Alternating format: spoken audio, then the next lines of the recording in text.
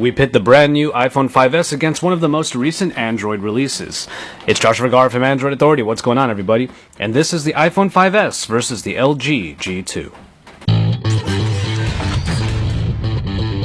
From a design perspective, this could be considered yet another 5-inch screen device up against the smaller 4-inch iPhone 5S. But LG managed to squeeze even another 0.2 inches into its small bezeled flagship phone. The LG G2 sports a glossy plastic material that feels jam-packed underneath it all, as the pretty thin body coupled with its heft give it a very premium feel. LG went for a unique button layout as its power button is on the back of the phone right where your index finger would land, flanked by the volume rockers. While it is certainly different and might seem a little odd, the index finger idea actually pans out, and you realize how natural it feels after just a little bit of time. On the other hand, we have the iPhone 5S, which is much smaller and continues the iconic aluminum material tradition. At 4 inches in its screen, it is much easier to handle in one hand, and just about everything is accessible from a neutral grip. The button layout is classic iPhone with the power button up top and the volume rockers on the side under a silence toggler. Even this seasoned Android user can appreciate the design of the iPhone. It's still an attractive device, even if its design is starting to get on a little bit.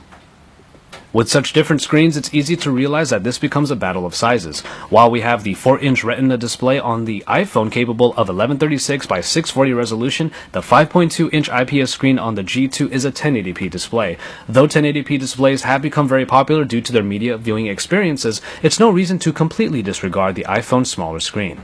The Retina display handles the colors of iOS 7 incredibly well, and media viewing is still fun if you don't mind the smaller size. Reading definitely favors the G2, however, as its pixel density is much higher, and its size makes text easier on the eyes. Ultimately, it's up to you what kind of viewing experience you want, but you do have to remember what handling experience you'll have to deal with as a result. As you'll hear is the case in plenty of these comparisons against Android smartphones, it's a matter of powerful Snapdragon processors up against an updated Apple offering. The LG G2 sports the Snapdragon 800 that clocks in at a whopping 2.2 GHz and gets double the RAM over its competition. The 5S, on the other hand, is one of the first devices to introduce 64-bit capabilities in its processor. However, in usage, this isn't quite as important. What is important is that the iPhone still smoothly gets through its elements with no stutter or delay, just like what is possible with the incredibly powerful package found in the G2. In hardware, both of these phones don't have any removable parts and thus no expandable storage or removable batteries are included. The iPhone can get from 16 to 64 gigabytes of storage while the G2 keeps it to either 16 or 32.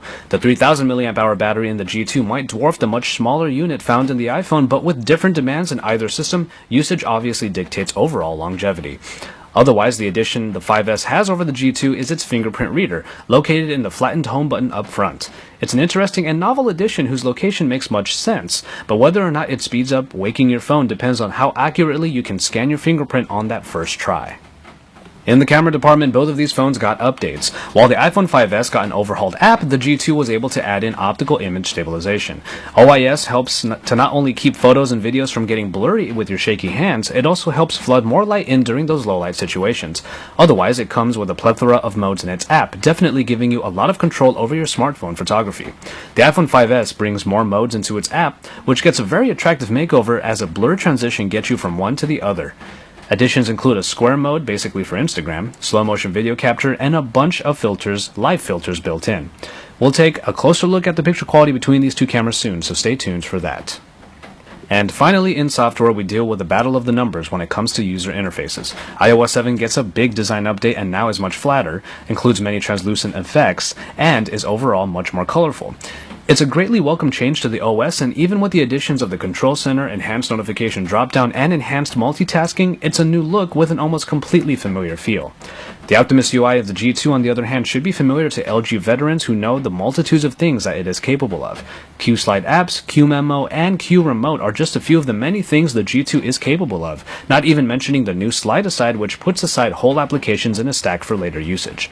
To many, iOS is an interface that just works, but to plenty of others, it might be too simplistic. It certainly looks much better this time around, however. Otherwise, the Optimus UI may be a little overwhelming, but it potentially comes with any and all tools that you might need. And so, there you have it. Size might be the main battle that the iPhone will always have to contend with, especially if Apple keeps to the 4-inch form factor. In this case, it's up against one hell of a beast in the LG G2. The updated iOS might bring a refreshing change to what the iPhone fans have always used, but if you need more, perhaps much more, the LG G2 has it in almost every other aspect. Keep it on Android Authority for more comparisons and coverage, because we're your source for all things Android.